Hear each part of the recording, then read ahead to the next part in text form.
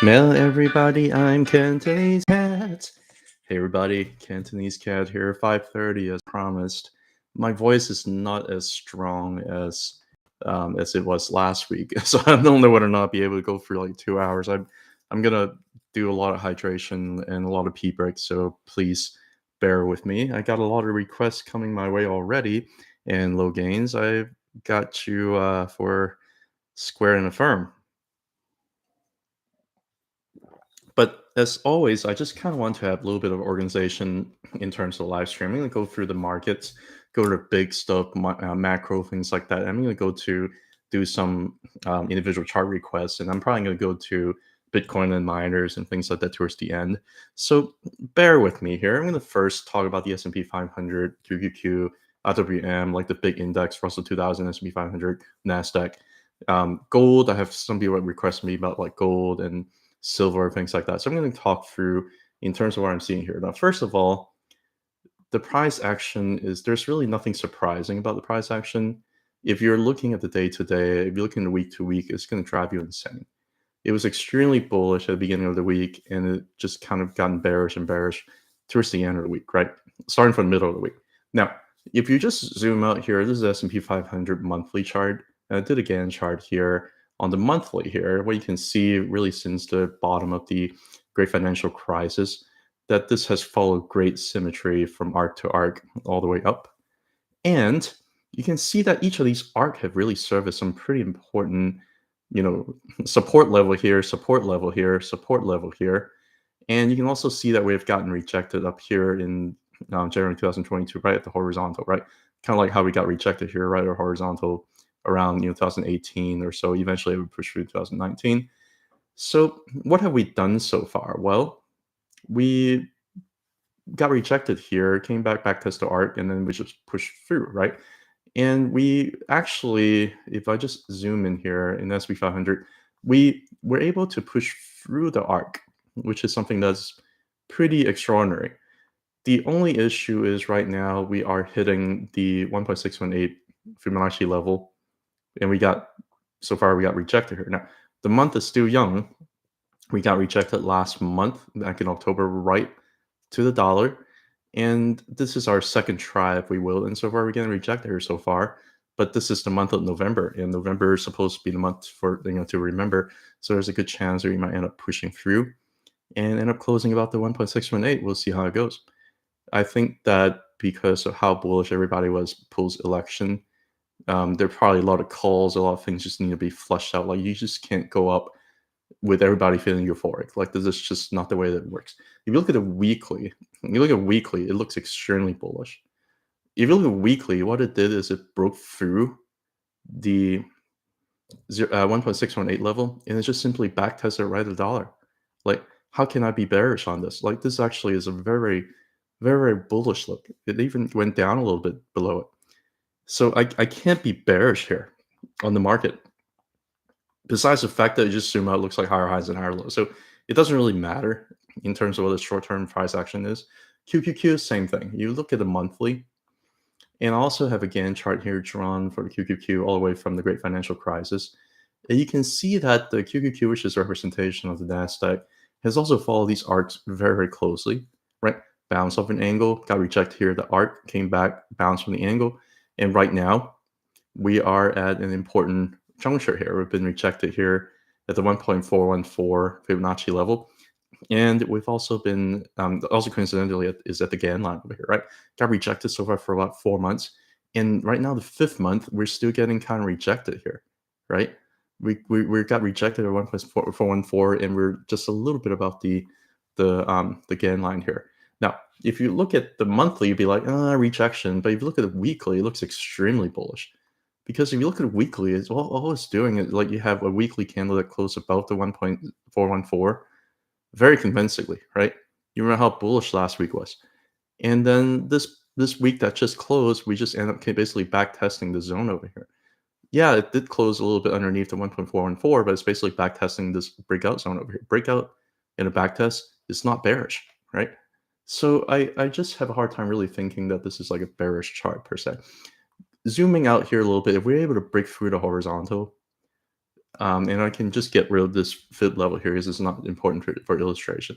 If we're able to break about this horizontal level, just like we did before that, and just like we did before that, where's it going to go? Well, it's probably going to go to the ARK next, right? There's not much resistance up here. And we did spend almost close to half a year trying to break about the zone here for the NASDAQ. NASDAQ has done nothing, if you haven't noticed. NASDAQ has like done absolutely nothing, right? Another not so loved index, which is the small cap index. Now those are large caps, right? The small cap index is not as loved, and what has been happening is usually when you have a breakout about the 0.786 Fibonacci retracement, then things generally tend to go parabolic. So far this week, we did end up challenging the 0.86, got rejected. And so far, we're still above the 0.786. As long as we close the month about 0.786 is bullish. I have a feeling that this is necessary to kind of flush out any potential leverage because we really have a really nice candle here. And right now, I think we're just back testing. We might even go back as slow for IBM as slow as like the 0.786, which is the 226.8. And on Monday, it could get everybody really scared if that ends up happening. But that would still be a very bullish development because you're basically breaking a very important resistance level here. And you come back and back tested it. So there's really nothing to be scared about. This is still a very, very nice bull trend. I think a lot of people forget that IBM went from 160 all the way to like the 240, right? And a lot of people are very upset and scared, and like I don't understand why, because really over like the last year it's been just going up, higher highs and higher lows, but yet the sentiment is not really following that. So everything's telling me that I think we're at a pretty good spot. ARK fund. I'm going to pull back up to the monthly here. What are we doing here with the ARK fund? Well, looking at ARK fund, you can see that it's been following some really, really beautiful market symmetry on my GAN, right? Got supported over here almost perfectly at the confluence of 0.136 at the ARK and the angle. And it just bounced higher. Where did we get rejected at? Well, we got rejected here at 0.382. And we also got rejected so far here at the GAN line over here, right? Almost perfectly. It does look like it wants to challenge that because this wick here, if you look at the the actual weekly, it does look like you have a candle body that has got rejected right at the 0.382. And this is still considered to be a higher high compared to that, right? So overall, ARK has been forming nothing but higher highs and higher lows. This is a very, very bullish development. We are at resistance, and this rejection so far is not unexpected, right? I can't be bearish on the market.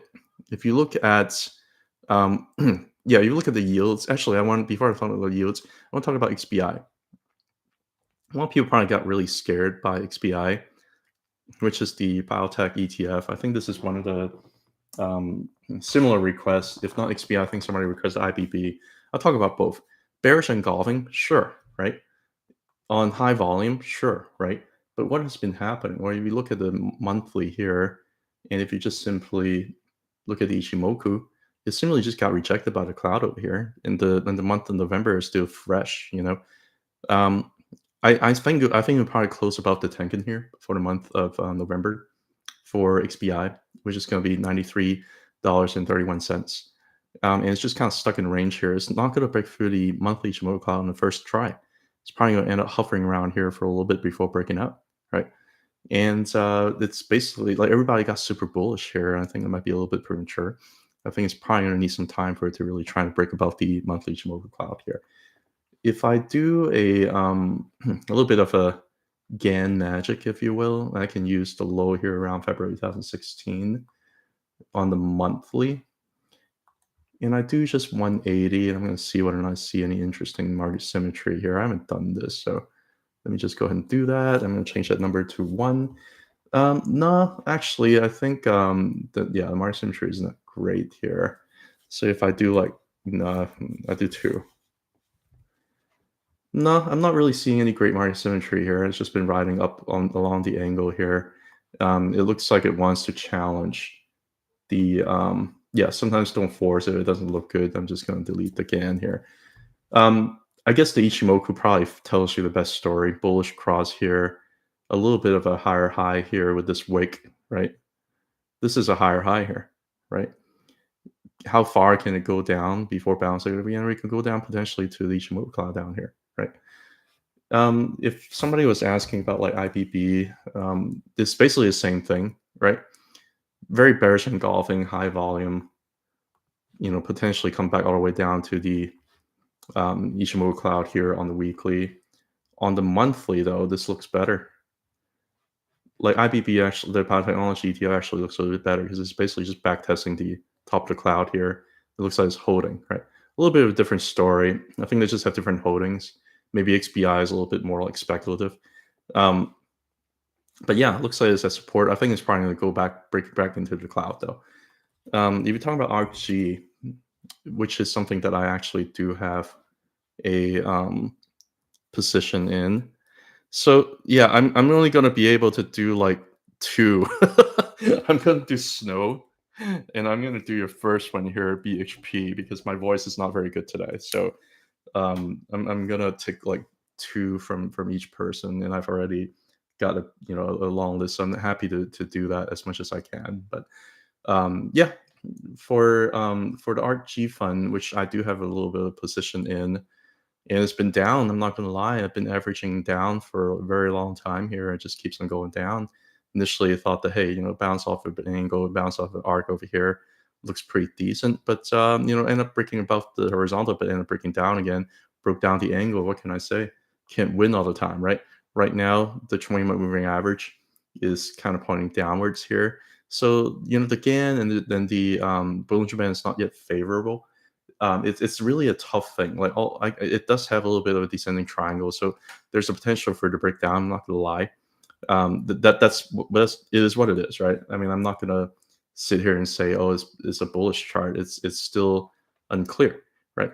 But let me see here.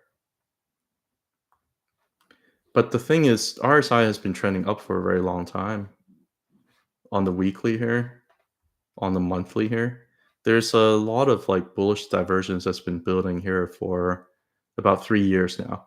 And I think it can be pretty powerful when it works out, but it doesn't necessarily mean that 2025 is going to be the year where everything just goes up, right? Because I don't like this descending triangle look.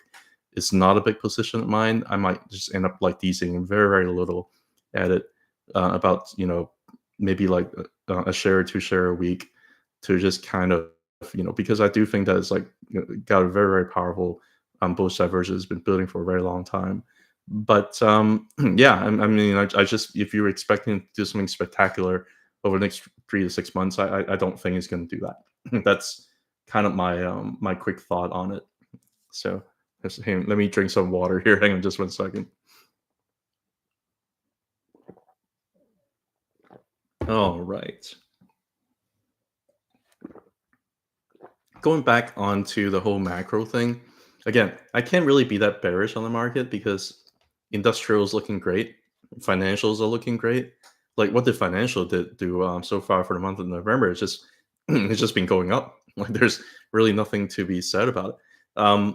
The 2 year looks exhausted, and I shouldn't do a log here on 2 year, but it looks exhausted. This looks like it wants to roll over. It's been forming a lower high here and lower low over here. It looks like it wants to roll over, right? You pull up the Bollinger Band here, 20 is right up here, 20-month average is right up here. It looks like it wants to go down further. And you also had a bearish cross here on the Ichimoku, and you're getting rejected here by the DEGEN, right? So it's probably going to come down to like 3.2% or something like that, which is going to be a favorable environment for like biotech and for IWM or Russell 2000. 10 year is a little bit more bullish. 10 year is actually back above the Tenkan Kijun here, but the 10 year also is the 10 year is back about a 20-month moving average here, but the 10 years also got the a low high here and a low over here look kind of to it, right? So I'm not sure if I would necessarily trust this. One thing I can tell you about the 10 year is that it is hitting some lower time frame resistance here, like on the weekly.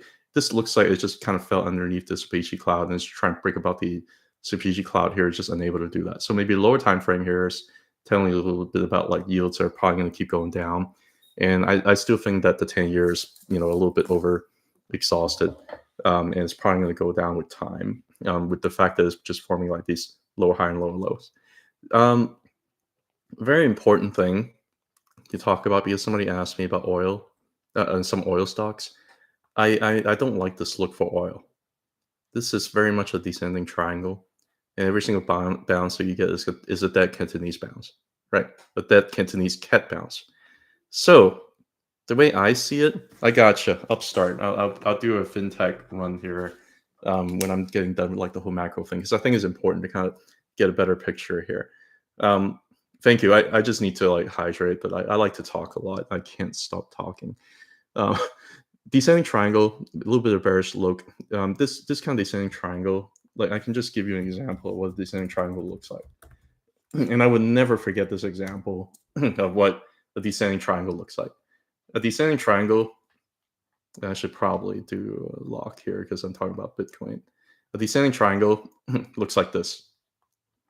This is a descending triangle that fell through the floor, right? And each bounce is a dead Cantonese bounce, right? And if you're going back to oil, this is why I'm like not. I don't know why people have like been talking about oil stock for so long.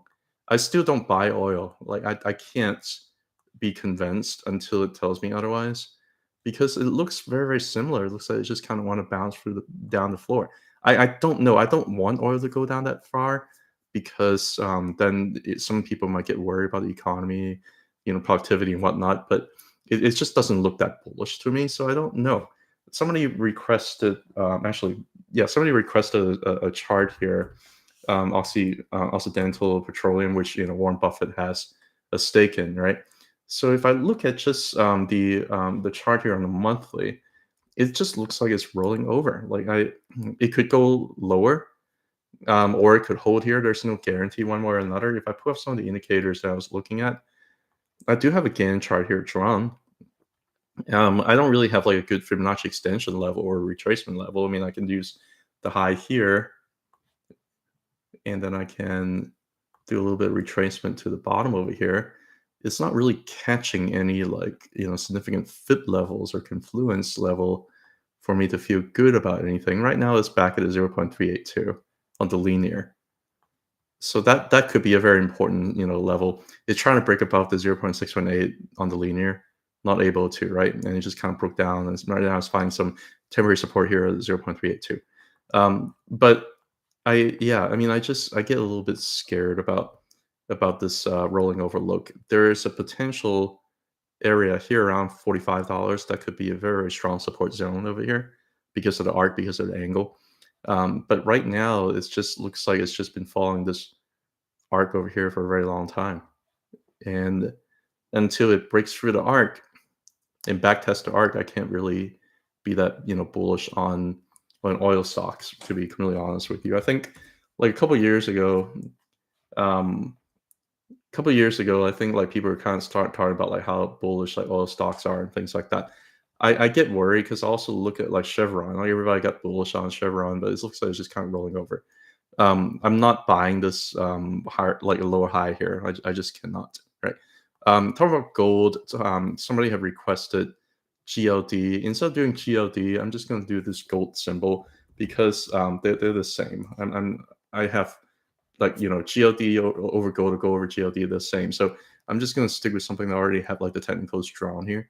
Going to zoom out here to the monthly. You can see that the scan chart has been drawn all the way from like the 1970, right? Following the symmetry very, very well, bounced from one arc to another, and then eventually broke through, right? Broke through this arc up here that got rejected over here, and then went to the next arc, came back down, hang out in space, was able to, I'm going to zoom in here a little bit, was able to finally push through this next arc over here, back test the arc, and now it looks like it wants to go higher. Initially finding some resistance zone here at the horizontal, but broke through. And guess where it's finding rejection as? We're finding rejection right at the 1.618 Fibonacci extension level here, right? Almost to the dollar. Like it's got rejected up here almost to the dollar, like $5 off, right? Where's it going to go to? It could come back down to this horizontal line over here around 25,000, which is also a good psychological level.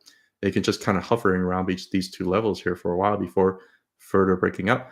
Right now, things are just a little bit overextended and it's just needed to cool off. There's also a possibility that just like gold during the last cycle, gold was front running a lot of things back then. and there's a potential for gold to kind of hover around here for a lot longer than you expect. I think eventually it's going to hit this arc up here. I just don't know when. The hovering around here, whenever gold got really bullish around July 2020, was when everything else started running around November, right? But gold just didn't really do much after that. Big accumulation zone over here, though, end up working out here. I think that if you do like a technical target, I think a technical target has been hit, right? From this inverted head and shoulder pattern that's been hit. So yeah, it's just probably going to hover around here for a little bit, cool down some technicals, maybe waiting for some other technicals to kind of come catch up and try and push price up higher over time.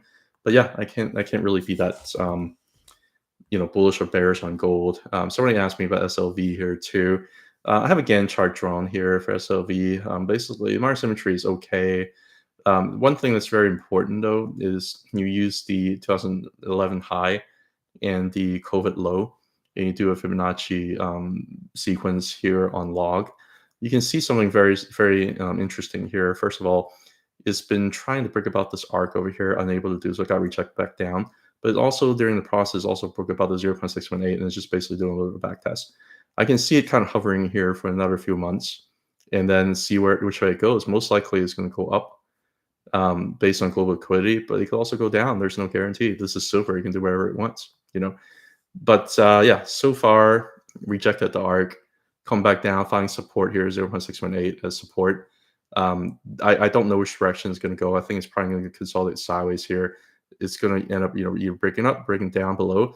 I favor up because it's been forming higher highs and higher lows, and this is a bull trend. So if it gets to 0.786, around $35.12, probably going to get rejected there too. Very strong level, right? And if it breaks above, then you talk about some all-time high stuff. So yeah, got through a lot of these kinds of talks here. I'm going to cross out a lot of these things. So do I think the market is bullish? Yes, I think the market is bullish because SPY, QQQ, IWM, and ARK Fund are all looking very well. Oil doesn't seem like it's going to be a problem in terms of inflation. And the yield also looked like they're just kind of hovering, but I think the trend is down because it's been forming low highs and low lows. A lot of people are having recession fears for the last 2 years, and I haven't really seen anything to support that notion. And right now, I still don't see it. I'm just going to leave that be. Yeah, I just want to set the grounds here in terms of the technicals. Now let's go ahead and get to the requests that a lot of people have. First request that somebody has had was Rocket Lab. Rocket Lab, what is it doing? Rocket Lab is hitting some resistance at the previous all-time high, right? Got really overextended so far. I'm going to go ahead and just tick that off here and do a Bollinger Band. You can see how overextended based on monthly Bollinger Band is insane. You can see that on the weekly here is also very overextended. But the good thing about weekly is it's not really like way outside in space. It's still touching the upper Bollinger Band. This whole move right here has set up for Bollinger Band expansion to allow price to go up higher. And the current candle that we just closed this week has further expanded the upper and lower Bollinger Band. This is amazing, right? So I think that you're going to have some bullish continuation here is what I would favor. And it's very hard to imagine because just how overextended this thing is. On the monthly, you got a katana. Wow. On the monthly, you got a katana, which basically means that the blue and red line fuses together. Generally, this is telling you that something impulsive may be happening, and it might go on for a very long time. One of my friend Garcia Capital, he's really trying to allocate a little bit more money from his Palantir and get into Rocket Lab. I bet he's doing really well right now, but it's hitting a little bit of resistance zone here. I don't know which way. Like for something like this, if I was holding, I'm just gonna let it go and let it do whatever. I'm not even gonna get in the way. If it wants to break this arc here and get to like the 1.618 or even the arc up above, great. Are there any lower targets down below? Yes, of course there is. This is log scale. Now this is a linear scale. You could potentially hit the 1.618, which is like $32, and they can end up taking a big break there. or it can end up hitting the 2 mark, which is like around $39, and that could be a big area of resistance up here, right? And that could be an area where it's going to take a break, or the month might just end up getting rejected here at the 0.786, because I have a hard time. A lot of times, I have a hard time just seeing things just break above 0.786 out of the blue, and like it's just usually it's not a level that just breaks above like that, you know. If it does, great. I mean, I'm happy for everybody that owns the stock, you know. But like the month is still early. We're a little bit overextended. I'm talking about higher targets. I just want you to know, like 39 is a real. It's a realistic possibility, but we might be a little bit overextended, and we're pushing through some pretty critical resistance levels here, like butter. So just something to keep in mind. But yeah, I gave you some of the levels to pay attention to. Somebody asked me about not LUNR, LUNR, intuitive machines. And this scan here I did on the weekly, and it's got some really beautiful market symmetry. Very volatile stock. All I have to say is it's breaking through this arc over here, and it's getting rejected at the again horizontal line here almost perfectly, right? These like arcs and lines, if they work really well. Great market symmetry, but it's breaking about the 0.382. It favors you to go to 0.618 because of that. Which path it takes, I don't know. Could it come back and backtest the arc here, or even backtest the 0.382 around 10.3? It's entirely possible. I would even say it's logical to do so. But if the entire market just runs up, and this is one of those like small cap stocks that just want to keep running, it could push through level after level, and it can get to the again arc up here around the low 20s, or even wake up to 0.618 here around $27.59, and that could potentially be where it might end up, you know, kind of hitting the resistance there, right? COHR, gotcha. I'll get there. Don't worry. I'll get there. Don't worry. And if it's if it breaks above the 0.32 convincingly, and also breaks above the scan line again, I think it's going to be going to 0.618.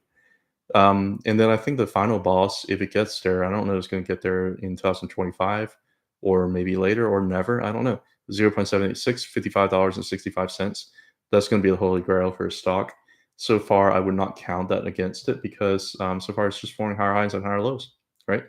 And things look like they're really starting to get pretty impulsive here. So I think it's logical to think that it's going to 0.618. It's going to be the target around 2025. I just don't know which path, down first, up, or just go up. I don't know.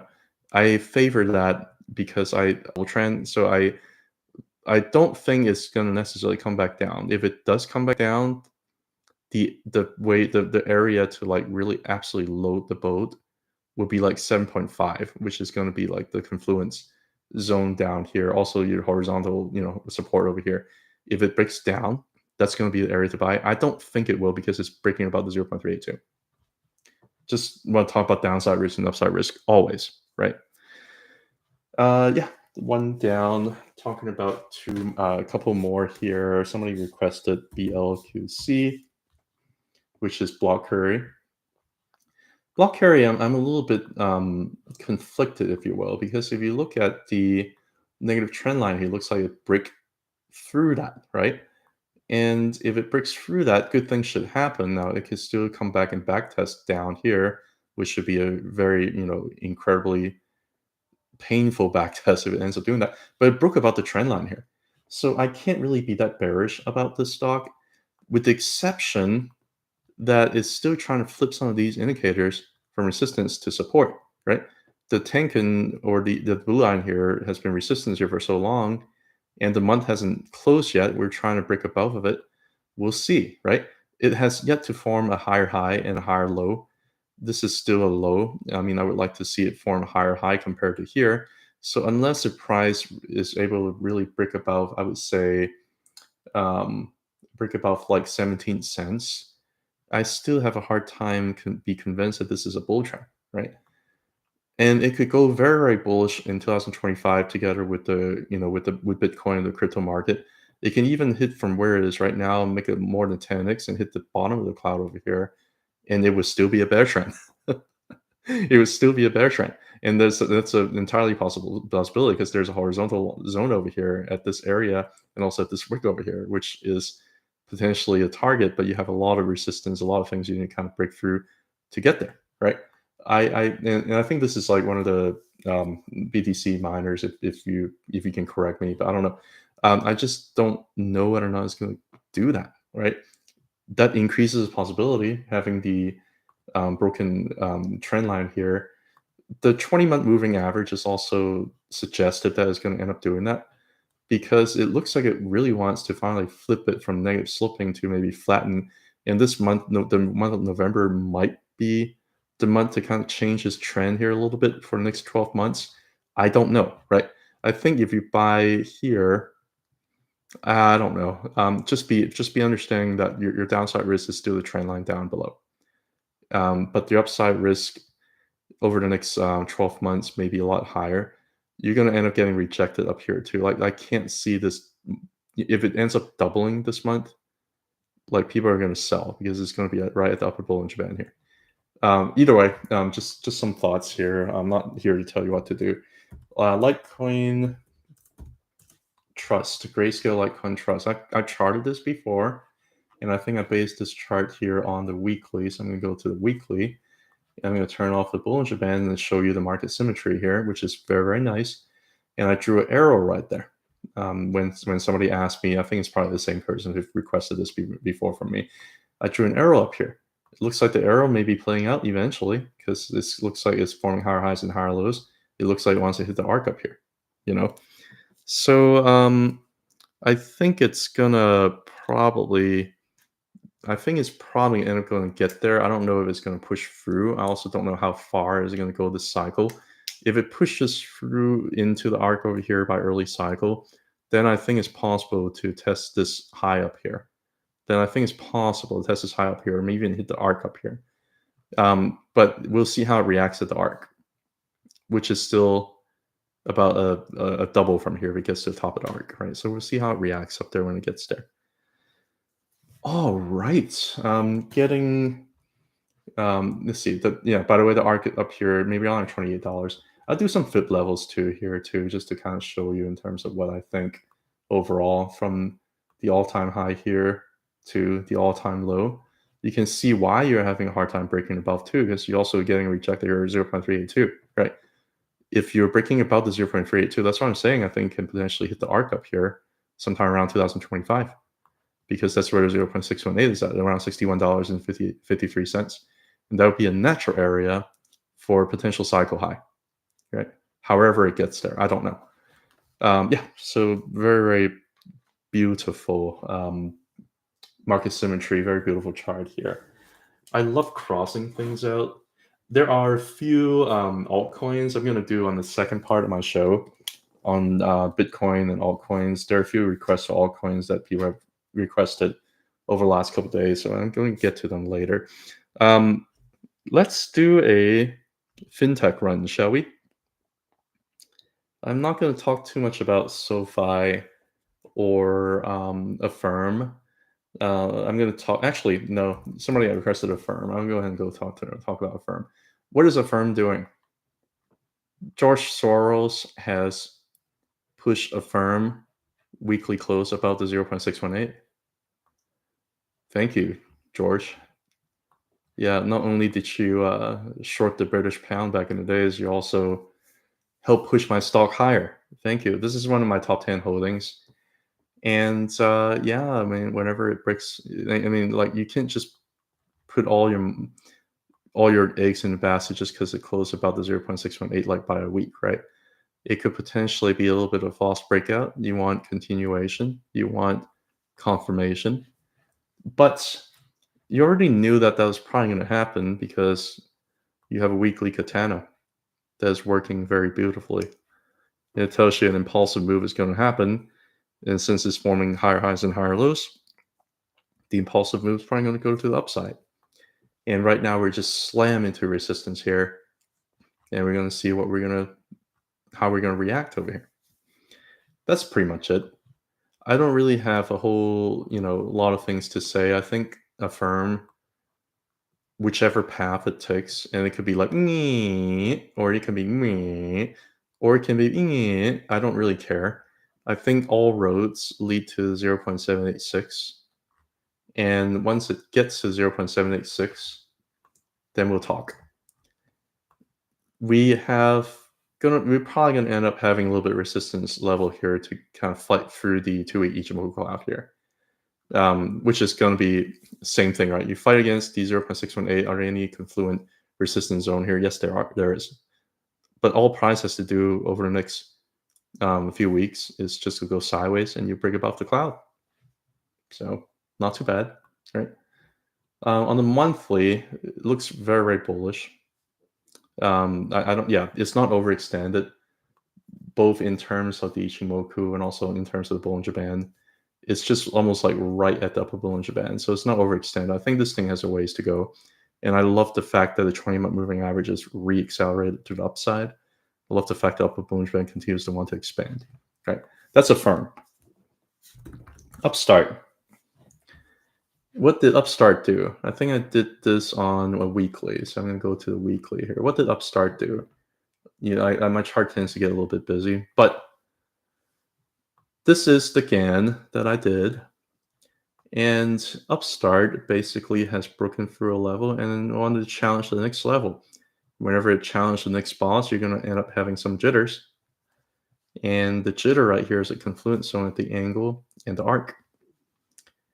And you got rejected over here, so you're going to have to find some support underneath below to form a higher low before further bullish continuation. When you have a day that you have like plus 50%, is completely understandable when you have days where you have like, minus 20%. That's exactly what's happening. Right? But again, previous resistance zone over here, flipped support, pretty bullish, right? I can't really be that bearish on this stock. The only issue is it still overextended? Should you be worried? Is this a good entry zone? Maybe it is, because not only did it kind of backtest the horizontal line over here, it also seemed to have closed the week back inside the upper Bollinger Band, right? And the trends still look very impulsive here on the weekly. On the monthly, is it overextended? Yes, it is. The upper Bollinger on the monthly, $61.90. Right now, we're about $6 or $7 above of that. But the Bollinger Band on the monthly is expanding. This is a bullish stock. All fintech look like this. All fintech look like this. Bullish. I can't really say too many bad things about Upstart, with the exception that the closer it gets inside a Bollinger Band, probably the better risk-reward ratio there is for you moving forward. But this is very much of a bull trend. Going back to the weekly, taking off the Bollinger Band here. If you talk about targets, I think after you break about this resistance zone, 105 is next, and then the ultimate is going to be 189.46. It's going to be a pretty strong resistance zone up here, which is going to be at the same level as the GAN horizontal line over here. So, yeah, not much else to say about Upstart beyond that. SQ. What do I think about SQ? Let's see here. I drew again. I don't remember what I drew. I'm going to try and redraw it. 360 and 1. Good thing about these GAN, I can always slap them back on and they'll be fine. Yeah, it doesn't really give me that beautiful margin symmetry. I'm going to do 720. I think I probably did 720 before. It gives me a little bit of more of a time horizon. I'm going to change that to 1 here. Still not that beautiful. Forget it. Change it to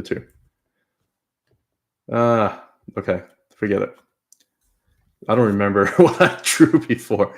Regardless, if you just look at the usual technicals that I look at, first of all, you're just going to jump into weekly Ichimoku. I cannot be bearish on the weekly Ichimoku here. A couple of things is it really spent a long time trying to break about the weekly Ichimoku cloud here. You're talking about like 2 years trying to break about the weekly Ichimoku. You had a little bit of false breakout here, but this is like 10 straight weeks up, right? That can't be. Have a moment of vulnerability at the cloud, broke back down underneath of it, pushed back through, but you just don't have enough energy to push through because this is a very, very strong resistance zone up here. I'm also going to show you as to why I think I had a hard time kind of break through here. But um, yeah, but it basically just kind of not able to break through here. It came back down. And the red cloud also is not very good support usually. Green cloud is usually a little bit better support. I think this breakout is real. I think the volume is supporting that this breakout is real. And I think the selling has really completely exhausted. So the buying up here was exhausted. You can tell like the increase in price on low volume. This is probably not a good area to buy, right?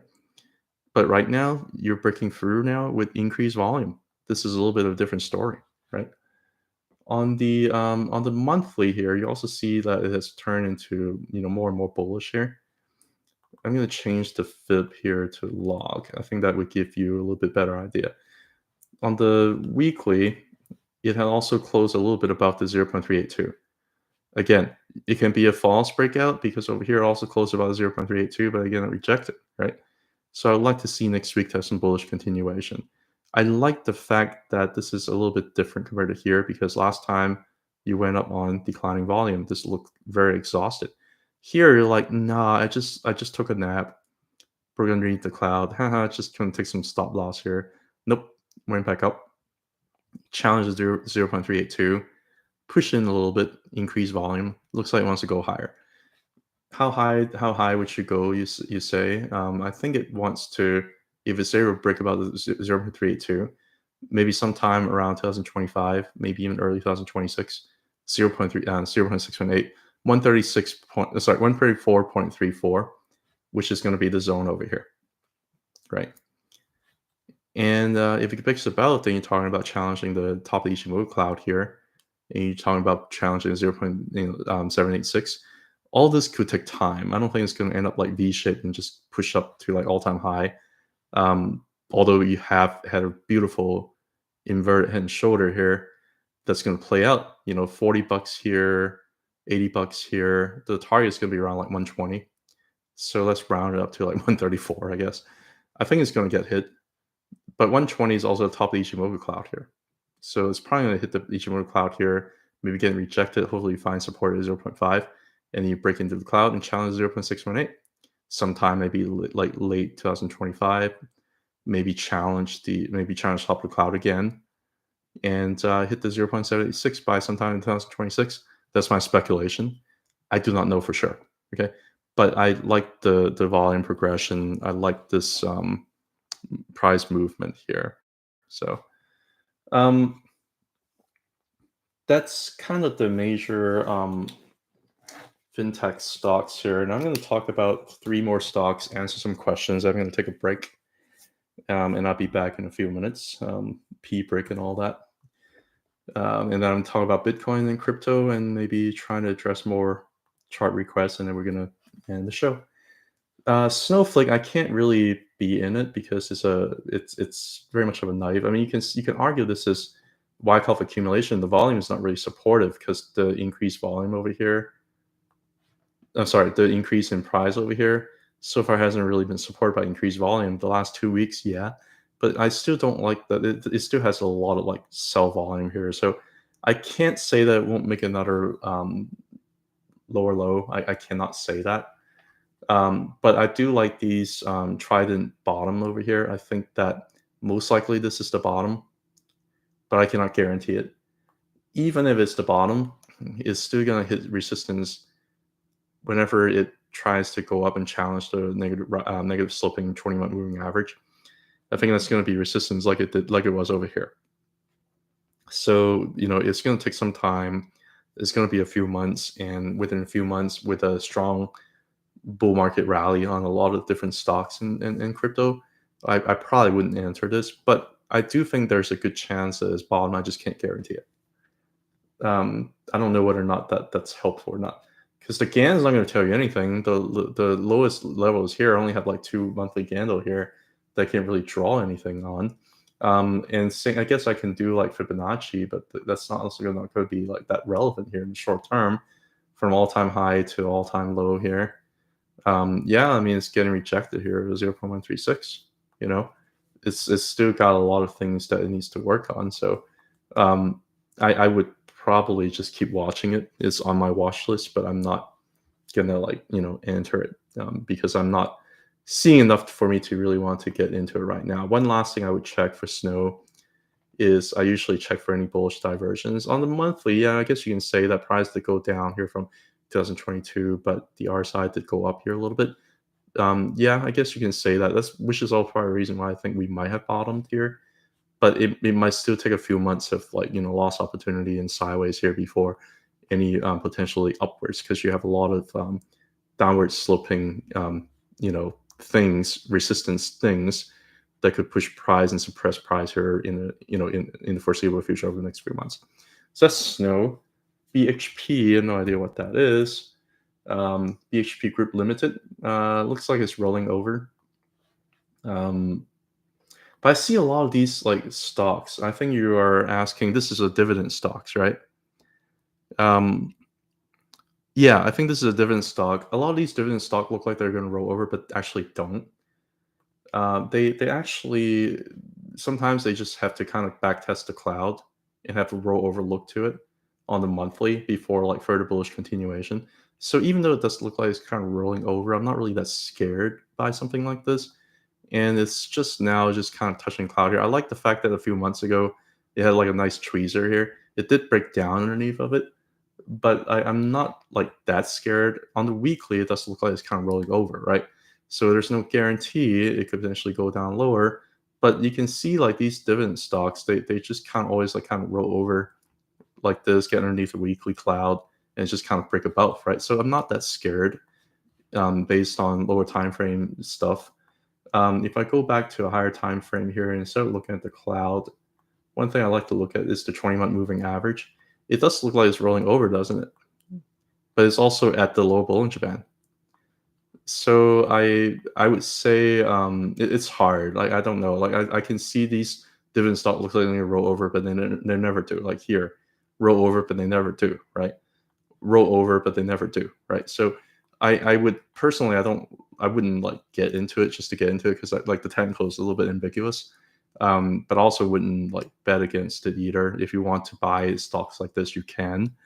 I'm gonna do another one that you've requested, FMG. It's very same thing. Like all of these have like the same look. You see what I'm saying? Like you got a little bit tweezer a few months ago. Looks like at bottom, but it's just kind of still working on those technicals. Not able to really like break above. But again, these dividend stocks, sometimes they just look like they're gonna roll over, but they don't. Like I don't know what else to say. Very very tough to chart for me. I don't know if there's one thing to really say about it to tie it all together. I can do a GAN here real quick for this one because it has a lot more price history. I can go to like 720, and I can do like one. And yeah, it's underneath the arc. I mean, I don't know. Like it's just kind of in space. Maybe it's going to push through back into the arc, but it's just kind of stuck in the middle. Whereas before, at least you had a little bit of symmetry here. You have a little bit of symmetry here. But it might be doing something very similar here. We're just kind of hanging out in space and is trying to find support on the monthly Ichimoku cloud before going up again, right? So I don't know what else to say about that. So, yep, those are my thoughts on that. And then one last one here, COHR. Coherent Corporation monthly chart, a lot of wicks above. You're hitting some kind of resistance here. I wonder what kind of resistance there is. I don't know. Very similar to over here. These are kind of a little bit toppy. Could potentially come back down, back test the cloud all the way down to like 59, or it could end up finding support here of the rising Tenkan and Kijun, right? Which I think is likely. It's not going to just plummet down. If it comes back down and finds support, it goes higher. If it doesn't, it plummets down and breaks down below the Tenkan and Kijun, then it goes lower. It really depends how it reacts over here. I don't know yet. All I know is it's at a resistance zone, and I don't know what it is just by looking at it right off the bat.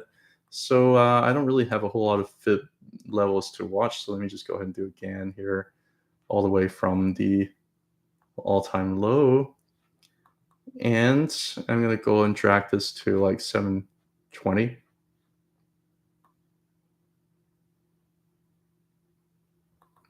And I'm going to change that to Let me change it to 1 first. 1 is not, yeah, I think 1 you're not really seeing any like significant resistance zone, but I bet if I change to 0.5, you're gonna see that right now it is indeed at again resistance here, you know. And you can see how the last arc was able to be served as support, and right now it's just pushed to the next arc here, and you're having a hard time breaking through. Some of the support zone over here on the Gann chart, $70, which is the horizontal line over here, right? If you also do a RSI, yeah, it's a little bit of a bearish divergence here, right? Like RSI is down, price is up a little bit. Yeah, I don't know. I probably wouldn't get into it right now. If you're holding, then just know like it looks a little bit toppy right now. Got a little bit of a bearish divergence on the monthly, and downside risk maybe like $70. I don't think it's necessarily going to go down to like 50. So yeah, but if you do a cycle kind of analysis here, let me see if I do a fit level from this wick up here to this wick down here. Yeah, not much. I mean, I think if you do linear scale fib, it's still having a hard time breaking above previous all-time high, and also getting a hard time breaking above the arc. If it breaks above the arc, we'll talk. You know, otherwise it's probably gonna end up getting stuck here in the range. Maybe because it did break above the 0.76, maybe $85 is going to be a pretty good support zone over here if it comes down.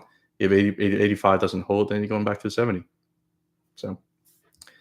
All right, a couple other questions that you guys, yeah, Low Gains, you want to get a Tesla. I love it. I mean, I have no complaints about it, really.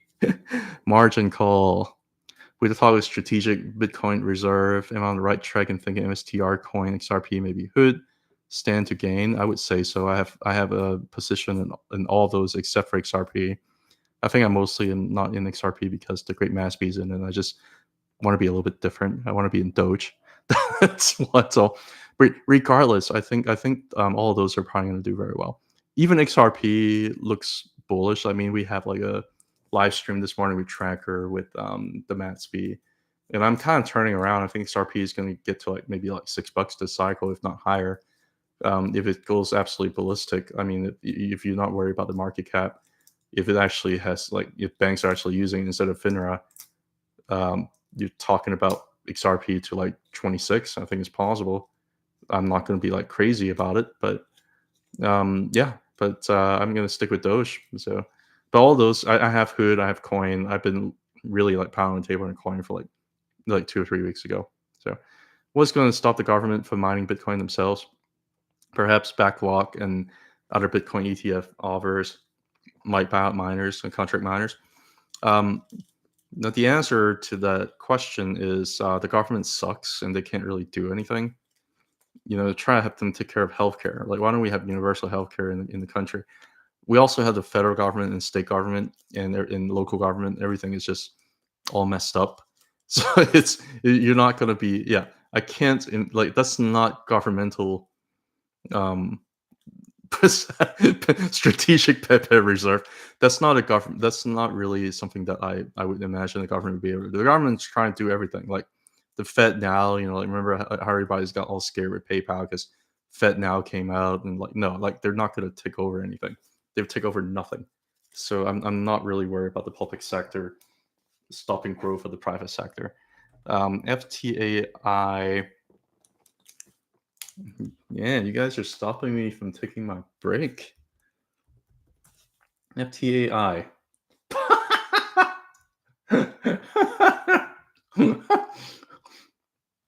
The name checks out. Aviation. What is this? Why did I not buy this instead of NVIDIA? Like, what is this? I'm eating a cough drop, by the way. If you hear chewing sounds, that's what it is. What the heck is this? Well, guess what? It's at resistance. They ran an airplane engine. Well, it didn't really seem to get resistance here, so I don't know why I would care about this one. Because there's resistance at 3.272. I'm gonna throw a few things here. It's been outside the upper Bollinger Band, not in a row because last month they actually cooled down. But before that, you're outside upper Bollinger Band on a monthly by months number 1, 2, 3, 4, 5, 6, 7, 8, 9, 10. You broke the streak, and right now you're back above the upper Bollinger Band again. This is insane. This is absolutely insane. It's not stopping. Let me do a quick scan here, just because like you piqued my interest with this. I'm gonna say 180, 180 and 10. There's no stopping this thing, man. It broke through this arc here with ease. I mean, it backtested the arc and it just went to the next arc, right? It broke through, backtested this arc with ease, went to the next arc, sliced it through butter, came back lame-assly, touched the bottom of the arc here. Lame-assly got rejected here a little bit by the horizontal. And right now you're above of it. So yeah, it might ride the angle up, and it might end up trend exhausting by riding the angle up here instead of going vertical. And you're probably gonna end up hitting the arc up here around like 280 to 330 or something like that. I mean, I could be wrong. I don't know how to chart something like this. That's incredible. If you want to ask about DXY, I am surprised by DXY because it looks like it wants to form a higher high and to form a lower low. So right now DXY is trendless. It did have that rolling over look to it. It did initially have like a little bit of a descending triangle look to it. It did end up breaking through. If you ask me what I think about DXY, I would say this is getting into resistance here pretty soon on the upper Bollinger Band, and it could be a little bit of a false breakout. On the monthly Ichimoku, it bounced from the bottom and it just went up. I'm going to show you something here. I'm going to show you something called a Super-Ichi cloud. It broke into the cloud. It's stuck inside the cloud. And right now it's hitting the Ichimoku cloud resistance up here. Whenever something like this happened, whenever you have something that went this bullish and then end up touching the cloud again for DXY, and if you break down a little bit, it might end up having a little bit of a dead Cantonese bounce. But eventually, you're probably going to end up, I don't know how high DXY is going to go, but eventually you're going to end up having a little bit of a lower high, and you might end up just plummeting back down. I'm actually okay with DXY not like plummeting. All you need for Bitcoin to pump, and all you need the market to pump, is DXY doing nothing. It's been doing nothing. And as far as I'm concerned, it's still underneath resistance. So, BHP, did I do that one already? I don't know. Actually, I have no idea what BHT is. I'm just doing it as a quick request. Material and mining. Okay. Aren't you worried about an inversion of 10-year and 3-month yield curve? Historically has always resulted in recession. I mean, you were talking about like 2 and 10-year yield, and now they're talking about a 3-month and 10-year. I think you have to take into consideration of what the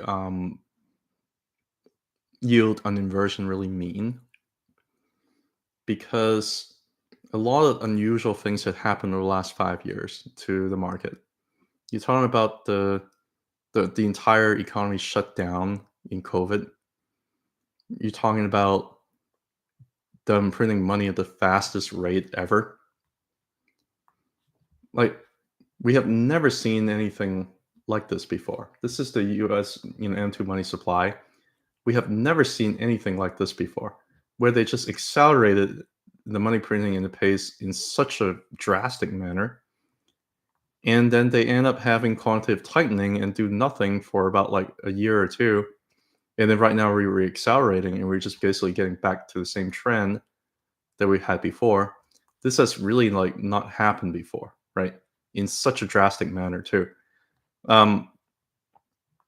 I'm not scared because I'm more of a trend cat. I just basically ran through like the S&P 500, the QQQ, the IWM. Everything tells me that we have really bottomed in October 2023, and that they were primed to go up higher. But a lot of people are looking at these different indicators like this must mean this must mean that. Like I don't know if I really even care about like the yield curve inversion. They say it's always resulting in recession. There's always going to be an exception to the rule. I guess if I say this time is different, is something that's not a very smart thing to say. But I don't care. I look at trend. I look at global liquidity, and I'm not really that scared by that. So um, even if there is a recession, I think we already had a recession, by the way, in like 2022, but they just didn't call it. So I don't. Yeah. Um, and you don't usually end up having a recession once every like 5 or 6 years anyway. So you can say, yeah, whenever you have yield curve inversion, a recession always happens to follow within the next like 1 to 3 years. Just statistically speaking, you're going to have a recession every 6 years. So that's yeah. Okay, one last one. I'm going to take a break. Yeah, the strategic pivot reserve is going to be 100%. It's going to happen. UFO, then PBRIC, and then Bitcoin, Ethereum, alts, maybe miners. Everybody wants to know about miners, even though you guys don't talk about it. I guess you guys probably already assumed I'm going to talk about it anyway, so you haven't requested it. Broke about 0.382, which is a positive development. It's always a positive though when you break about 0.382. Getting a temporary reach out of 0.5, I don't care. It's probably going to $25.20 after it breaks about this horizontal zone over here. And if I look at the Ichimoku, you had a bullish cross underneath, right? If you're able to, yeah, there's also a little bit of the immature cloud or the leading span A here. You might have some resistance here around 23.5, somewhere around there. Depends on where it hits the cloud. It hits the cloud here, it'd be like 22.75, somewhere around there. Yeah, still got some resistance here, but I think ultimately 24.2, 27.5. Why I say that, why I'm pointing out a higher target is because you had a bullish cross over here, and you broke above a very important Fibonacci level here, which is 0.382. The downside risk probably going to be 0.382, $20.20. I think that's going to be a quick one. All right, guys. I'm gonna usually do this P-brick announcement thing. Ooh, you got a lot of altcoins that just keeps on pumping here. Okay, cool. I'm gonna do this Bitcoin chart here on the monthly, and I'm gonna say litter box and hydration break. Be back in a few. It's kind of amazing how well I timed these things, right? It's been about an hour. Went through a lot of requests. Hopefully I can take a break here. But yeah, so XNT, JASMY, and ADA, and a bunch of stuff. I'll be back.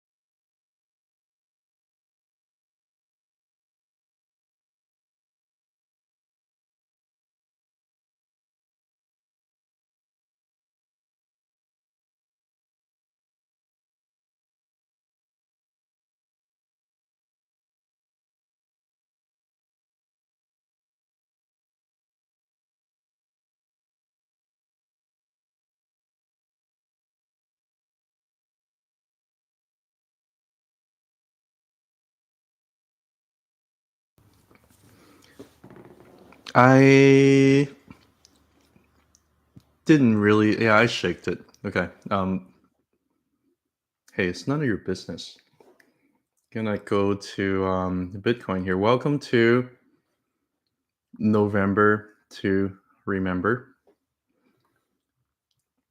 As you look at this monthly Gann chart here, which has beautiful market symmetry for Bitcoin, where pretty much each of these cycle has kind of hit an arc and it got close to it last time.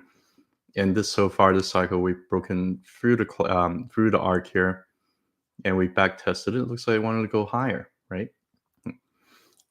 I didn't really know why people think it's going to go lower. Once it ticks off, it generally ticks off of the arc, right? Took off the arc, took off of the arc. Once it ticks off, it generally likes to gravitate up to the next level. 200,000. I don't know. I know Freedom by 40 doesn't believe in it, but certainly seems to be the path of least resistance to me. If you don't believe on the monthly chart, if you want to look a little bit of a lower time frame here, we look at the weekly. In the weekly, it looks like, again, very similar. This is a little bit of a different Gann view. It looks like it's just kind of been breaking arc after arc after arc, and wants to gravitate to the next arc up here. Bottom of the arc, 100,000, 102,000, give or take. I don't care. Probably end up getting rejected. Be able to push through into the arc and did kind of like what it did over here, or here, or even here. If we're able to break into the arc and just kind of stay in the arc before, have some consolidation before pushing up, maybe this is like a small stop, kind of like how it was over here for like less than 2 months. And then you talk about some of the higher levels, right? I think it's entirely possible, but certainly right now the path of least resistance is up to maybe 100,000. I would love for Bitcoin to stall up here, and that's when alts would probably end up going crazy, late Q4, early Q1. We'll see. Certainly seems like it's setting up that way, right? Yeah, I don't know what else to say. I mean, like, I've been following Bitcoin for a very long time. Even did an emergency live stream here in August of 2024. Pretty scary times, right? Came back tested the top of the weekly cloud. A lot of people were calling for a lower. Didn't end up going lower, right? I can keep talking like what I've talked about. None of that really matters to you anymore because we've clearly reestablished a bull trend, and it clearly looks very positive. So why do I even want to say, oh, I was right, you were wrong? None of that really matters, right? Liquidation map. Sorry, this is a little bit, you can't really see my screen here. It's the way it's kind of cut off here a little bit. Can I change this? No, I can. Yeah, there you go. Okay. Liquidation map. Let me refresh it. 48 hours. Got a lot of degens here trying to short. If market makers want to like destroy them this weekend, they can really go up to like 92.4, 92.5 and like destroy them. Next 12 hours probably ranging. It's got like some longs, some shorts up and above. Like the market makers really haven't been care about like the 12-hour liquidation as much as like the 24 and 48 hours.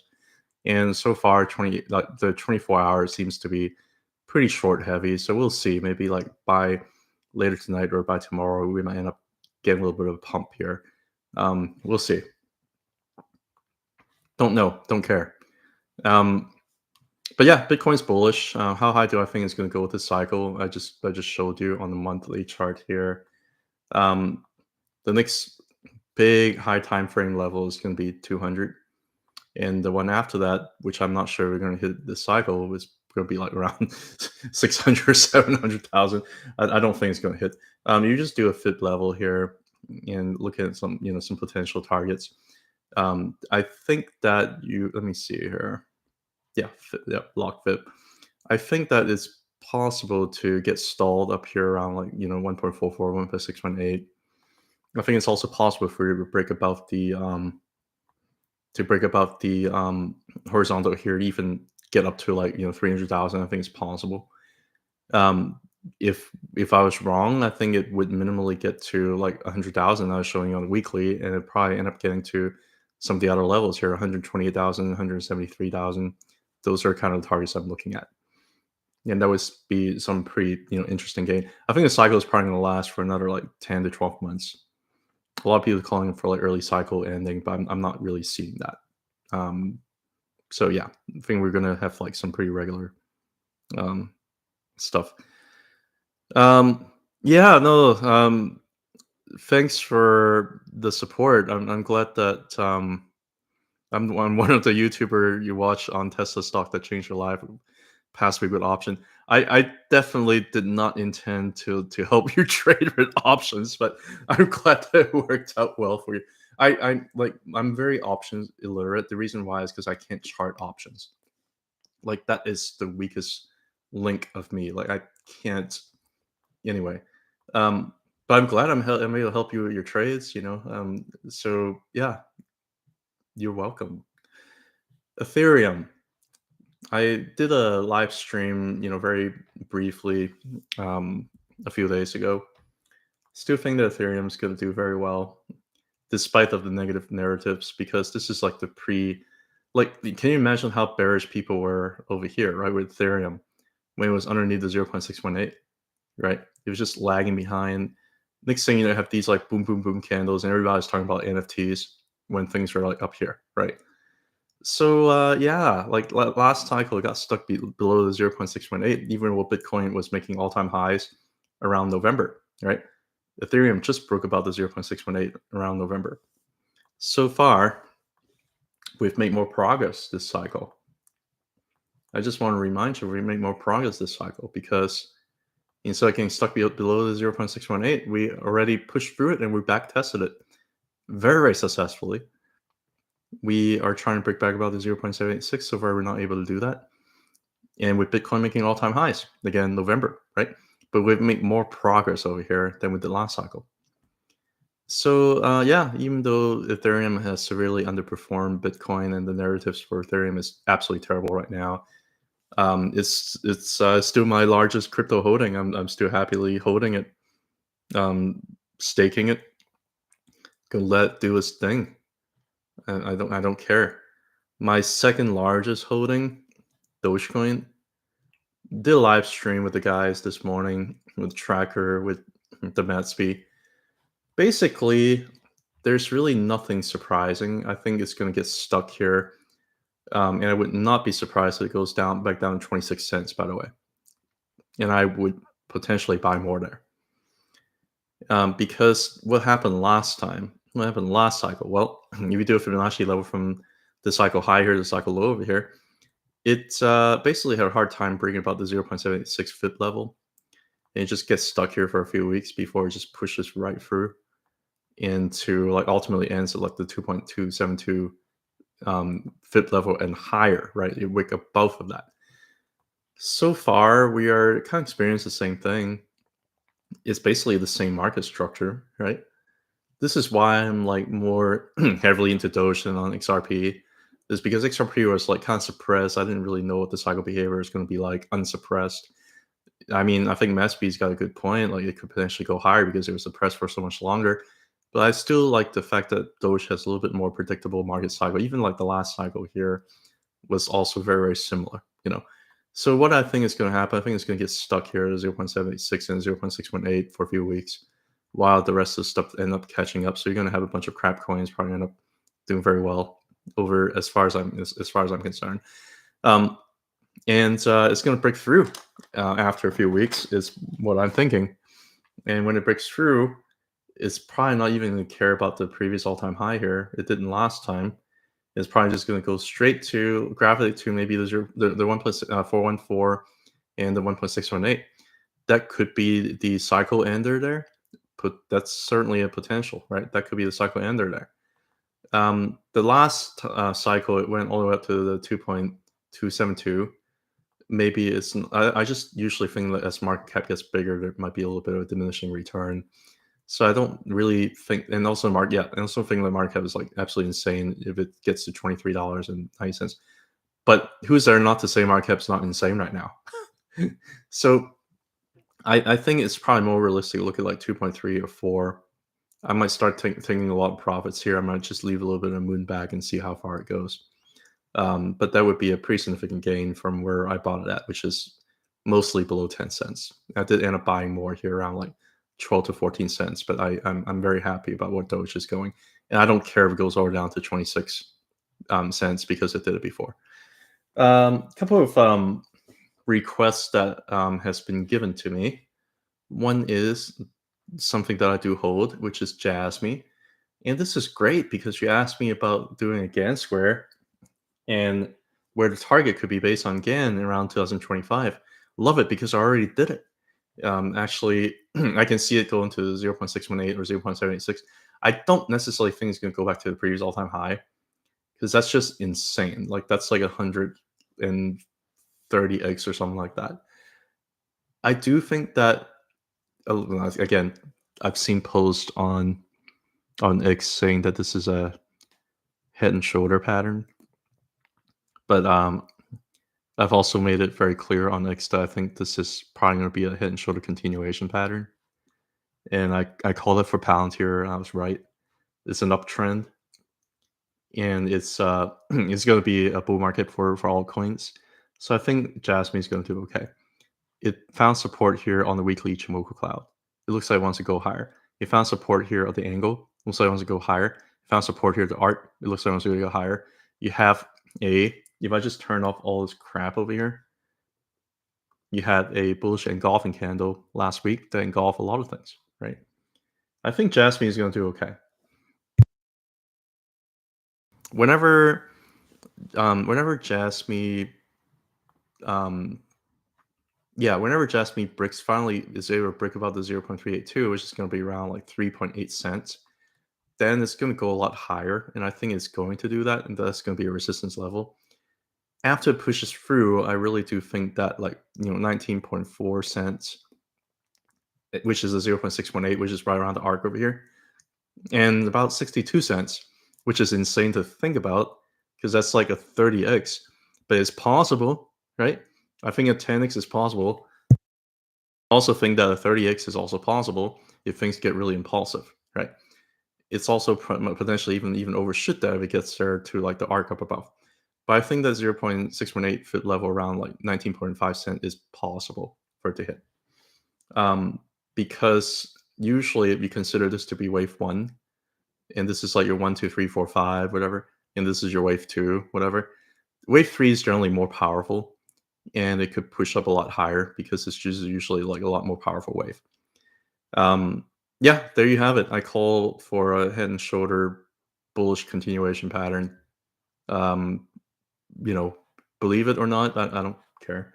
ADA, this is a position that I have as well, and it's been a pumping. ADA has been a pumping. I also have a GAN here. Based on cycle behavior, this cycle also looks very, very similar to last cycle. By the way, last cycle, this is also an early pumper. So around like November, when you had the November to remember back in 2020, ADA was also one of the first ones to kind of jump off the gate and eventually break about this horizontal zone over here and just kind of went higher. Captured a lot of people's imagination, also make a lot of people back hold for many years to come. When people are talking about, oh, it's going to get through, you got through $3, it's going to go to $10, never did that.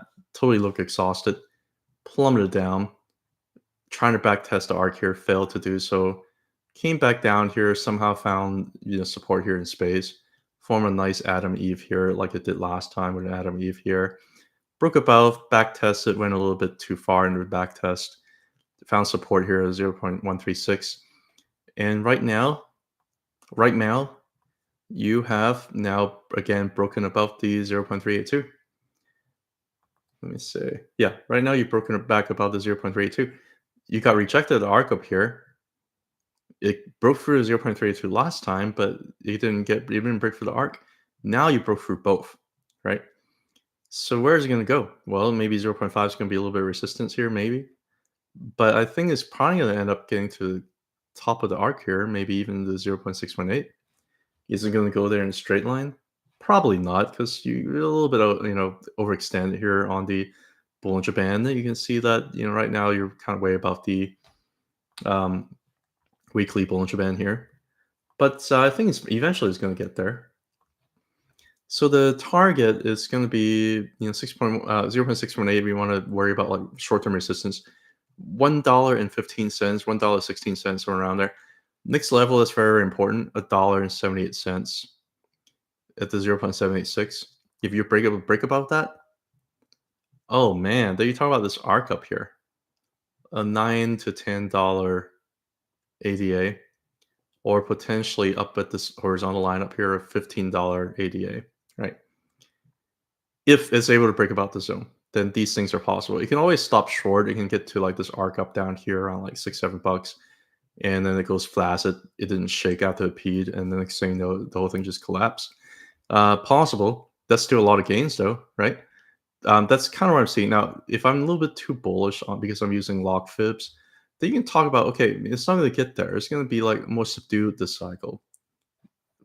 Okay, so what are some of the targets here? Using linear fibs instead of log fibs, around $4 or $5 possible. 1.618 usually is a pretty reasonable target. It's not that far from now for crypto. I mean, like honestly, it doesn't take a whole lot of liquidity for it to like just do another 5x and just hit $4 and just call it a cycle. It's not. It doesn't take that much of liquidity, and I think probably enough liquidity to kind of push things up a lot higher. To be honest, DEGEN. I'm gonna do one more. Somebody asked about this DEGEN coin. I have no idea what it is. Looks like it hasn't been around that long anyway. Not like a bunch of DEGENs. It's been around for many, many years and decades. It's been respecting my gain here very nicely, and it's been breaking in, arc after arc after arc, and it's been basically rejected here at 0.786, right? Again, you can see how 0.786 is very important. Also, we're getting rejected here on the arc. Also, we're getting rejected here at the, again, horizontal line, right? Yeah, so it got rejected. So where is it going to go? Depends on whether or not it convincingly closes above the 0.618, because it could potentially break back underneath the 0.618 as well, and it's just kind of stuck here. But those are an important level, right? 0.618, a cent, like 1.77 cent, or it can end up coming back to the arc down here. I don't know. It depends on how it reacts this week. If it's able to close the week above the 0.618, then it might still come back and back test it next week before pushing up higher. Or it might try again to 0.76 next week. Regardless, it's a bull trend over the last couple months. This is a very nice base over here. It's been forming higher high and higher low. I think it's probably going to end up doing pretty well moving forward. Cycle, cycle high, cycle low. I don't know. I mean, I think it could easily like 10x or 20x to like the 1.414 and 1.618. 26.5 cents, 53 cents. I think it's possible. Some of the higher targets are also possible. This is crypto. It can do whatever the heck it wants. So you just do like 2, it's going to be around $2, right? I wouldn't go like 200x. I don't know anything about this coin. All I know is that the market cap is actually I don't know what the market cap is. I don't know anything about this. All I know is I think that if it breaks about 0.786, then some of the higher targets is possible. I'm just going to leave it as that. You're asking about hey DK, you didn't miss anything. The GBTC Litecoin charts I did earlier apply to Litecoin stuff. I don't know. I actually don't really chart Litecoin either. I've charted it before, but I wasn't sure what to make of it. I did it. Yeah, I even did it again here for Litecoin. I probably did it for a monthly here. Yep, 180 and 5. What did I think about Litecoin? Let's pull it up and see. Yeah, I think it's probably going to hit the arc. I drew an arrow here a few months ago. It bounced from the angle. Thought it was going up. It did go up, right? The issue is I'm not sure if it's going to form a higher high this cycle. Like I can never be sure because that's resistance right there, right? Yeah, the good thing though, you have a little bit of a monthly katana here. So if this ends up flipping bullish, you might end up having a lot of energy to kind of push up to the bottom of the Ichimoku cloud here and the arc here. I think it's probably going to minimally get to like the 150 zone. Don't take my word for it, but I think it's probably going to get to like 150 by May of 2025, which is not a small amount of gains, but considering this like crypto, I don't know. There might be better stuff out there to try and get the gains that you want. Unless you believe in the fundamentals of Litecoin, it's getting rejected here at 0.382 so far, right? But if it's able to push above that, then yeah, I think 150 makes sense around May 2025. You might even hit the 0.1618 here around 172. 0.786 is always on the table, right? Top of the cloud is always on the table, right? You have all these resistance zone up here. It looks like the end of the cycle wants to hit somewhere up here. I just don't know where. Probably minimally maybe 150. Don't take my word for it. ACN, is that a altcoin or an actual company? Oh, it's a company. Yeah, it did what it had to do, bounced from the monthly cloud and went up, got a little bit of resistance zone up here. Why do you have resistance here? I mean, maybe because you're getting a little bit of a negative trend line over here. It's just trying to break above. I generally don't like this trident look. It does open room for it to kind of come down and back test some stuff. Maybe back test the Tengen here around 333. Maybe back test the Kijun down here around 315. Maybe back test the top of the cloud around 306. But maybe it doesn't have to, right? I think minimally maybe it can kind of come back down to 330, find some support zone and kind of push up a lot higher. Entirely possible. But the trends still seem relatively bullish over the last 20 months or so, because you can see that the 20-moving average is flipping positive from negative here through 2022 is flipped positive. And right now, maybe it's just simply a little bit, way overextended over here. It's waiting for the Bollinger Band to expand. But the 20-moving average is very much possibly curling up, right? So you got a lot of very nice potential support zone around 330. If it ends up thus coming back down, it's not a bad look, I gotta say. And if you are looking at some fit level, trying to see whether or not it can justify for the price action, it does. The reason why you're having some rejection here again, I keep on going to the same fit levels, 0.76, very important. Got to break through it. Got rejected last time, got rejected this time. Is it going to find support here 0.618 around 340? Maybe it's just stuck in a range here for a little bit longer. We'll see how it reacts. Maybe it dips down below to like maybe it dips down below to like 330. Back test the Tengen here. It did over here already like 3 months ago, right? So yeah, we'll see what happens. It's just range bound right now. I can't say anything else about it. But the 20-month moving average is favorable. So some of the higher targets, if you're interested, all-time high above that, 522, 583, 717. I mean, I don't know, like it's yeah, but I think it's favorable, but the downside risk 0.382. I'm just going to round it down up for you, $300, right? That's probably the downside. Yep, that's all I gotta say about ACN. I have gone through a lot of the altcoins already. Yeah, no problem. Yeah, I've gone through a lot of the altcoins already. So I am going to speed run the miners after I take a sip of water.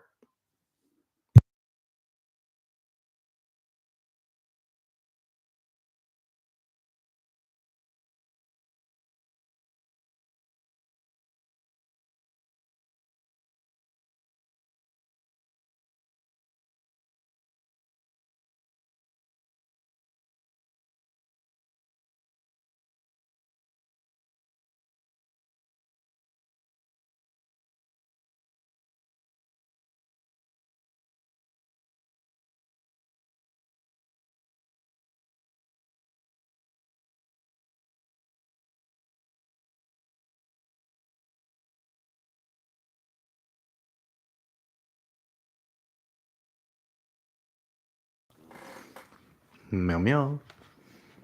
To answer your question about CONL and MSTX about decay, I keep on going back to the same example. This is I actually feel relatively comfortable holding because you can chart them. This is TQQQ. I hold TQQQ for more than 2 years now. I really started getting heavy on TQQQ starting around June. My average at some point was like in the low 30s. And as it came down to like the teens, it was no fun. I think I tried to add a little bit more and trying to get my cost average down to like the high 20s. And within a few months, it all came back. And it went and to like the 40s. I stopped buying as soon as it went about 30s. And then when it dipped back down here, I started buying here down again in the 30s. So I think right now, I think my TQQQ cost average is like around around 34, 35. So I don't know. It's kind of gotten close to double now. You have decay, and it still hasn't made its all-time high. It depends on where you buy. If you would have bought in mid-cycle, and if you would anticipate things to go up a lot higher, if we were buying in the 30s, it would have been fine. But if you were bought a little bit late cycle, then yeah, like I mean, like you're losing all the way from like $90 to like $11, right? You have to kind of take things into context, right? Let me see NVDL. If you were buy like 2x NVDL at early 2023 throughout the entire bull cycle, your money would have gone all the way from like $3 to $76.68. Despite the volatility that you experience here, you're going to get decay. Yeah, you're right. You're going to get decay. It depends on what you're looking at, because NVIDIA is obviously it's been a bull cycle, right? So I don't know. I don't know the answer to that. Either from like $3 to $76, or from like $10 to 140. Take your pick, right? It depends on how greedy you are, and these things could also potentially do more than double too, by the way, because these are daily. They reset daily. If you bought coin, yeah, it's true. So if you bought coin up here at this high here around March 2024, if you did nothing, you made all your money back, right? If you bought, because of the crazy volatility in decay, you bought CONL, which is 2x here, around $87, you just still be at like a crazy like 30% loss, right? But depends on where you buy. Because if you bought down here at like $5, who cares? You're still 10x, But again, if you were bought down here and you ride through volatility, you were still made a 10x. I think the bottom line is this: do you think that there's a more impulsive wave that are coming, or do you think it's going to be more chopsville, right? I think that there's going to be a lot more like of an impulsive wave that's coming over the next 6 to 12 months. So I started loading. I did not have CONL at all until maybe like the end of October. I did not have any CONL at all until the end of October. And I'm going to just ride out the volatility, because I think a pretty strong impulse wave may be coming for Coinbase. And Coinbase has a lot of catch up to do when it comes to like versus MSTR, because altcoin season looks like it's starting. If you are buying a breakout of this like cup and handle, and if you want a little bit of leverage and you don't want to buy a margin, that's kind of my thinking. This is not financial advice, by the way. I was anticipating with this trident here, I'm anticipating like a bullish engulfing candle like this, and CORNEL would have done extremely well, and it did. I cannot guarantee you that it's going to be like go upswell from here, but I'm seeing enough things for me to get pretty excited about Coinbase. I did make a little bit of members video with Matt Spee. I think Danny's out of the country now. He's vacationing, so I'm going to upload it tomorrow. We talked about Coinbase with Matt, and about the potentials for like CONL, things like that too. I'm pretty bullish on it, and I feel bullish enough. I think the chopsville is done. I think they already grabbed enough liquidity that I think the next move is going to be up. This over here looks very similar to what Bitcoin did, right? Monthly wise, this looks very similar to what Bitcoin did, right? And looks like the chopsville may be ending soon. And Coinbase is just kind of lagging behind a little bit. That's all. Like, people ask me about, I know, like, maybe if somebody also asked me about like if you whether or not I can like chart this. I cannot. Like, if there's no charting to be done. There's no charting here to be done. But yeah, same thing. You're subject to the decay, and if you have a bunch of chops through like what Ethereum has done over the last like 6 7 months, then yeah, you're not gonna do very well. But I do think that's forming a very, very powerful base because it is bouncing off of where it needed to bounce off of, which is the let me see here, which is the monthly Ichimoku, and also is bouncing off of whoa, okay, it's also bouncing off of the 0.786 almost perfectly. I don't have the magnet, but you get the idea. It's bouncing off of the 0.786 almost perfectly, right? So I think that this would have been a great zone to get into leverage if you want to do that, knowing that you are going to get decay. If I'm wrong and you end up like just chops through here forever, yeah, your ETHU is going to like just plummet over time. But yeah, those are kind of my thoughts. All right, miners, and then maybe a little China. We'll see. I don't know if I have time, but talk about coin, talk about MSTR. MSTR bullish, finding resistance here 1.41 understandable, right? Does it have to come back and back test and close the gap here? I don't know. Depends on what Bitcoin does, I guess. It doesn't really look like it wants to come back and close the gap. If Bitcoin keeps on going to 100,000, it's probably going to end up breaking 1.414. Yeah, I don't know how bullish it's going to go. You might end up having a little bit of a eventual, how do you say that, a blow off top, if you will. But I think that Bitcoin is probably going to end up, continuing beyond 100,000. I have some consolidation, and you might also have some consolidation here with MSTR. Maybe it gets as bullish as like push to 1.618, and it just kind of get rejected there and just kind of hovering here for a little bit longer before going higher. But it is at resistance zone right now, so it might very well be just like, even if Bitcoin goes to 100,000 K, when 100,000, not 100,000, 100,000, you might end up just having my strategy just stuck here, just close the gap, do whatever for like, a couple months. And then when Bitcoin runs again, like a strategy to run again. Eventually, I think this is going to be like an early cycle runner, because last cycle it was an early cycle runner, and the bull market ended for market strategy February 2021 when Bitcoin continued to make a higher high in November of 2021, like 9 months later. So yeah, those are my quick thought on the market strategy. CleanSpark, don't have much to say about it. It found support where it needed to find support. Like, it really, on the weekly chart, it came back down, back test a rising Tengen, found support. It didn't really close quite back inside the Ichimoku cloud, but it got close, right? Like 14.05 was the Ichimoku cloud, closed around 14.03, off by like 2 cents, right? Big deal. Got rejected here on the top of the cloud here for the first time. I don't expect it to push through anyway on the first time. As long as it can hold some of the support down here, I'm happy. Close the gap here, went a little bit below. A was right. Consolidation. But I do think that 0.786 is still going to be the magnet.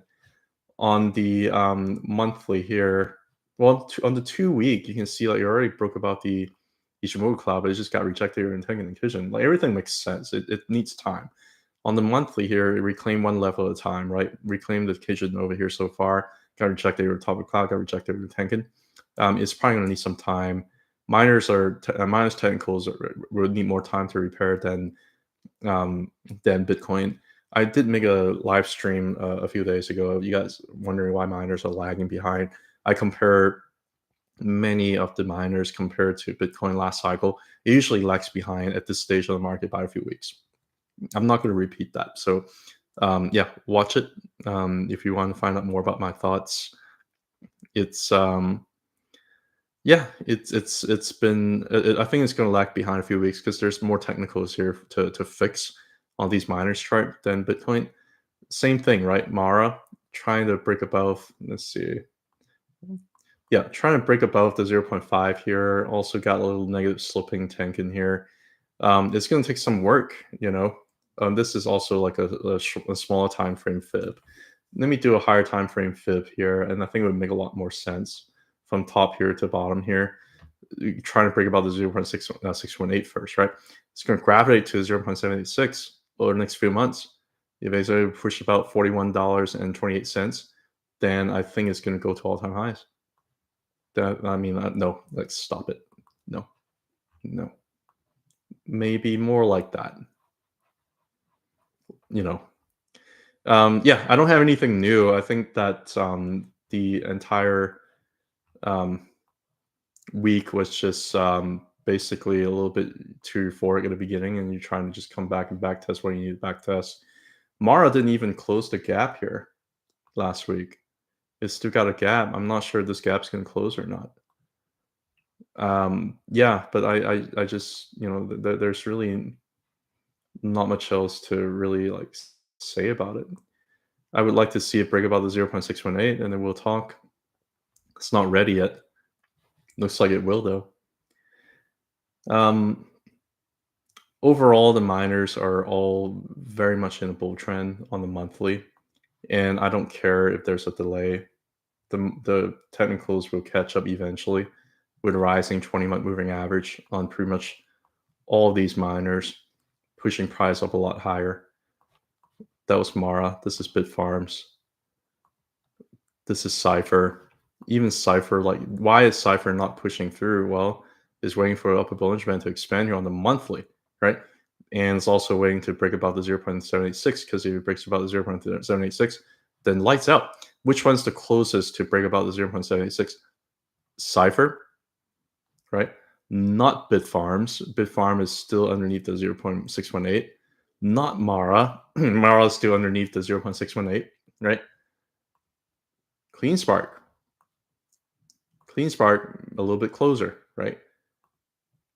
IREN a little bit closer, right? But it's still waiting for Bollinger Band to expand. WULF, nah, still trying to break about 0.618, right?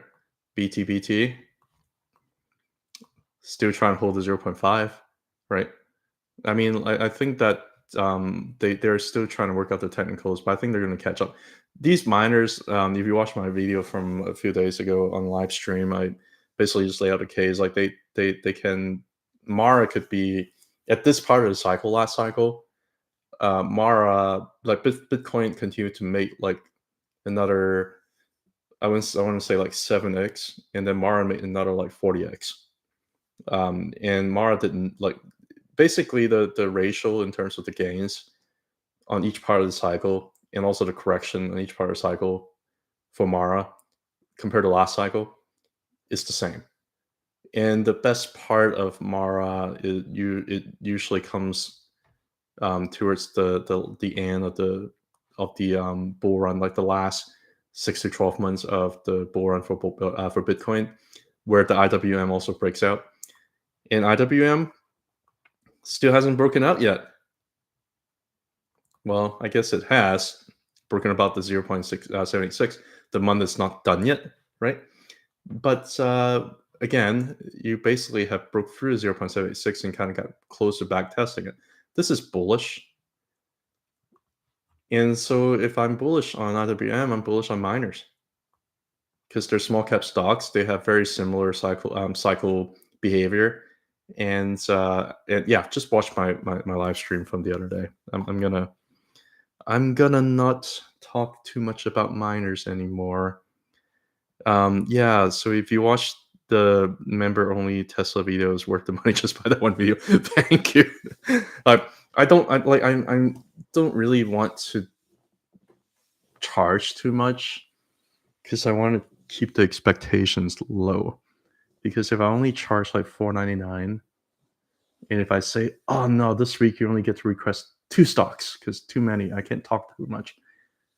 I feel comfortable saying that. If I like those people charge for like $50, $100 like a month or something like that. Like, I don't know what they offer. I really don't know what they offer. IWM basically is just kind of back testing this week here, by the way. So I'm not even sure it's going to necessarily touch the 0.786 next week. I'm not sure. Yeah.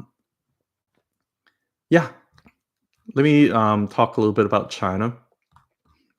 I usually try to do like a members only video like weekly now for China.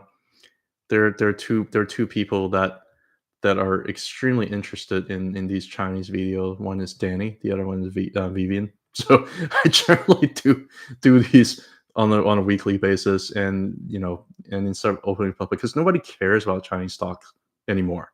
Everybody got excited about it a few months ago. Nobody cares about it anymore.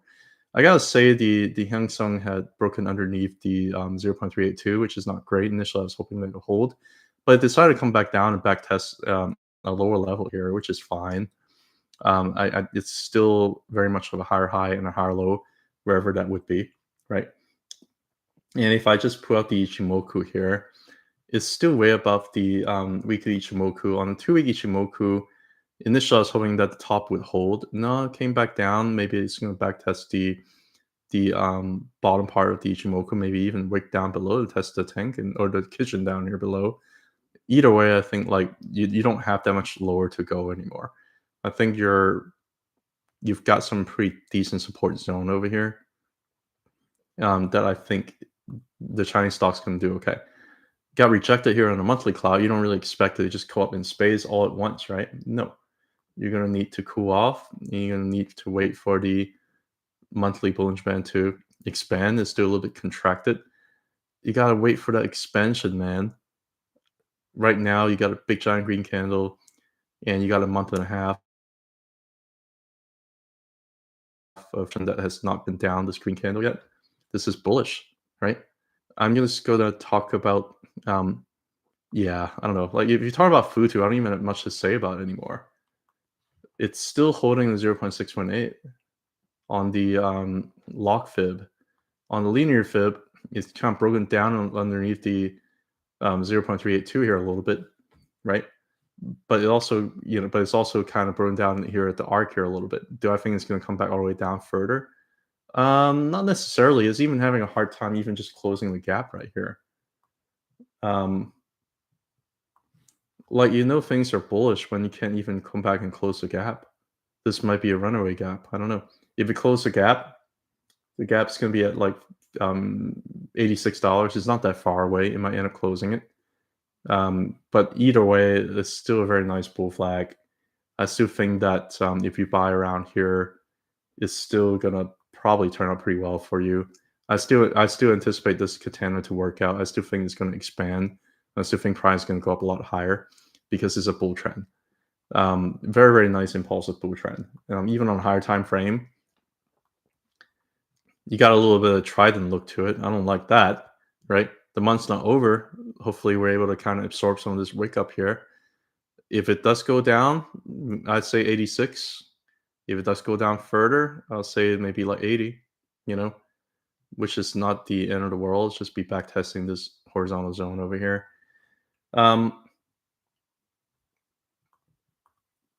Yeah, it's still waiting for the Bollinger Band to expand. It's a very nice bull trend. It's just a little bit way too far, way too fast.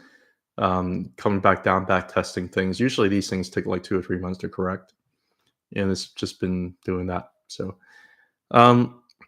yeah, I mean, I don't have much else to add. I think it's been close to the 2-hour mark. I've gone through market. I've done a bunch of chart requests, probably like 30 or 40 of them. I don't even know anymore. And so I did pretty much an overview of the miners. I'm not going to get too much into some of the other stuff. I'm going to make it 10 minutes early today.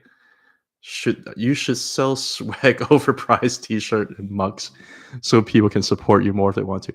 I am designing that, but I also want to make them for like the Matt Speed Tracker and Danny. I need their approval on the designs. You have no idea how demanding Danny is when it comes to like t-shirt designs. He's got like these crazy ideas. He's got all these like crazy ideas that like I'm like, nah, I'm not, you make your own. Anyway, yeah, if I'm thinking if I ever get my like YouTube channel to like 10,000 subscribers. Right now it's like close to 7,000, which is incredible because I only started this YouTube channel around February 12th of this year. I only started this YouTube channel for 9 months ago, and so far I've been able to gain like 7,000 subscribers. So I want to thank you all very much. On my X account, I have also lost an account from like scammers. I had like 19,500 followers on there, and now I'm back to like 16.2 thousand. So only yeah within a period of like, where is it, like less than 3 months. So yeah, absolutely incredible ride. That's a great idea, Vive. I will look into it. um, I think there are a lot of really interesting fans on X. If you want to hear me singing, there are like, I do like these karaoke videos on X. If you don't follow me on X, please do. Kinton Mao is my handle there. Um, and I do these karaoke. Why I don't do it here? Because the whole YouTube copyright thing is annoying. They can't even like fix scammers. They're not gonna catch like all these like copyright infringement stuff. I'm just gonna karaoke there and like just do cover songs there all day. But I'm probably not gonna do that. I'm probably gonna do that maybe like once a week. Um, anyway, guys, it's been fun. Y'all take care. Until next time. Bye.